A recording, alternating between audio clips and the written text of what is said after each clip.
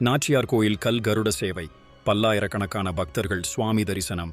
கும்பகோணம் அருகே நாச்சியார் கோயிலில் அமைந்துள்ள சீனிவாச பெருமாள் திருக்கோயிலில் கல் கருட பகவான் மூலவராக 6 கால பூஜையுடன் தனி சந்நிதி கொண்டு அருள்பாலித்து வருகிறார். பல்வேறு சிறப்புடைய இவ்வாலயத்தில் மார்கழி மாத தெப்பத் திருவிழா கடந்த 3ஆம் தேதி கொடியேற்றத்துடன் தொடங்கியது. விழாவின் முக்கிய நிகழ்வான பிரசித்தி பெற்ற கல் கருட சேவை நடைபெற்றது. மூலஸ்தானத்திலிருந்து கல் கருட பகவானை பக்தர்கள் சுமந்து வர அலங்கார மண்டபம் வந்தடைந்தது. அதனைத் தொடர்ந்து தங்கான்ன வாகனத்தில் வஞ்சுலவள்ளி தாயாரும் சீனிவாச பெருமாள் கல்கருடன் மீதும் சிறப்பு மலர் அலங்காரத்தில் எழுந்தருள கல் கருட சேவை நடைபெற்றது. இதில் பல்லாயிரக்கணக்கான பக்தர்கள் கலந்து கொண்டு கோவிந்தா என்ற முழக்கங்களுடன் சாமி தரிசனம் செய்தனர்.